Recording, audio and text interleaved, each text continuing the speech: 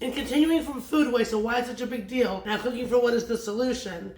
Using pantry staples, some leftovers, and a few new bought items, we'll be making 4 dishes that use it up and leave no leftovers. To finish off this bag of baby spinach I have, I'm going to do a spinach meatball minestrone. I'm going to remove the stems from the spinach and then grind the leaves up in the food processor. You could also use half of a 10 ounce of frozen spinach.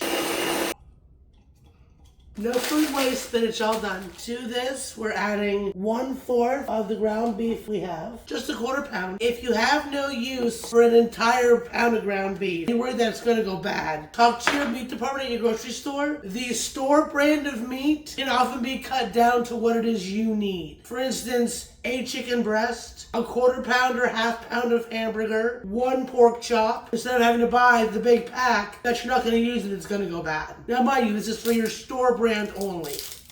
Obviously you can't go and have Foster Farms chicken cut down. But talk to your meat department. I know mine here at Publix will do it. And back when I lived out west, Safeway would do it. Now we're going to chop up half an onion. 2 tablespoons of breadcrumbs, some salt and pepper. I always use gloves with ground meat because I don't want all that getting underneath my fingernails. You're supposed to have short nails in the kitchen.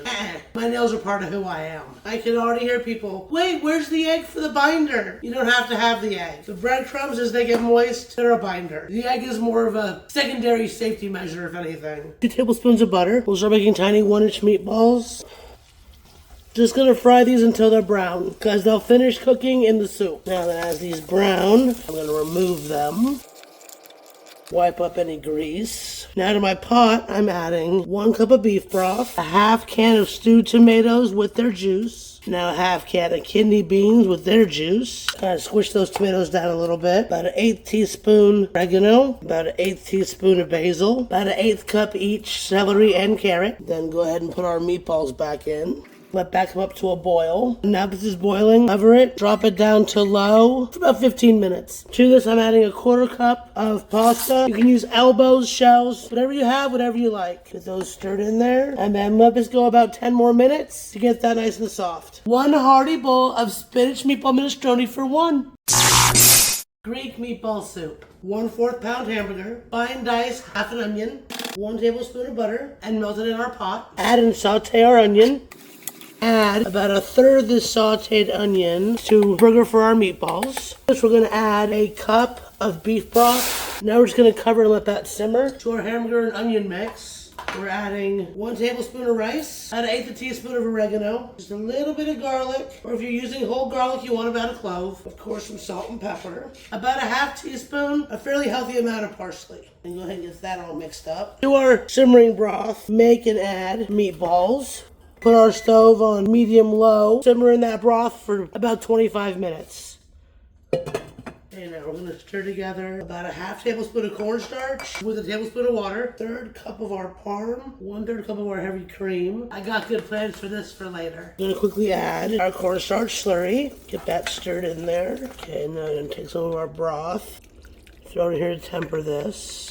And get that added back in. Now we just let this come up and thicken. Greek meatball soup. Then top it with a little bit more of that Parmesan. And if you have it, some green onion. Next up is a tostada, which normally calls for 1/3 cup of ketchup. But since I have these 2 tomatoes to use up, I'm going to go ahead and make my own.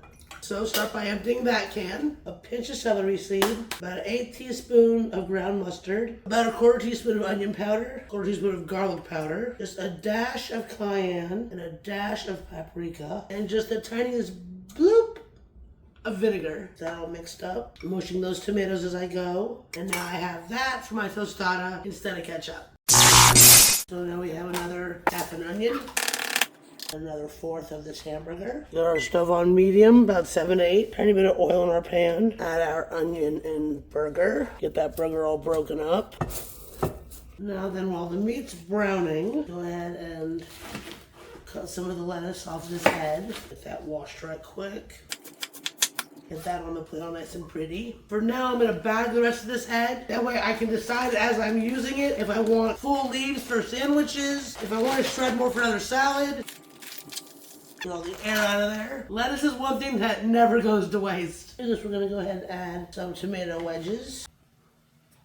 Now that the hamburger's brown and the onion's nice and limp, there's no fat to drain. The remainder of that can of kidney beans we had, 1/3 cup ketchup, or in this case, the one that I made, about a half teaspoon of chili powder, and an 1/8 teaspoon of cumin.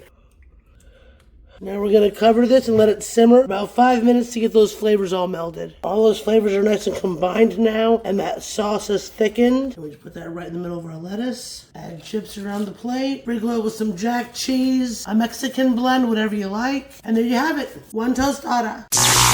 With our last 1/4 pound of beef, we're going to do an inexpensive version of a French beef bourguignon. I'm using half of this can of mushrooms. With the other half, I'll be doing my marinated mushroom salad, which you can find here. This dish is served over rice or pasta, so make yourself a single serving of that.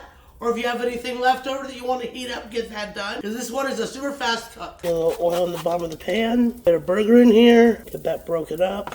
Get that all browned and broken up. Just adding 3/4 teaspoon of flour. Let this cook until that flour gets nice and browned. Add a 1/4 cup of dry red wine. You can use cooking wine if you don't do alcohol. Half can of those mushrooms. Half tablespoon of dried onion. 1/8 of a teaspoon of thyme. Small bay leaf. 1 small clove of garlic. Just let that simmer and come together for about 5 minutes. Okay, now go ahead and pull out and discard that bay leaf. Get that off the heat. Add about a teaspoon of parsley just to brighten it up. So there's our bowl of noodles. Get that beautiful beef on top of there. And an inexpensive beef bourguignon. And there we have it. 4 dishes, no food waste. If you haven't watched my video yet on why food waste is such a big deal and how cooking for one is a solution, check out this video, which is also linked below. And while you're there, don't forget to pick up my freebie with tips and tricks on cooking for one, saving money at the store, and not wasting your time.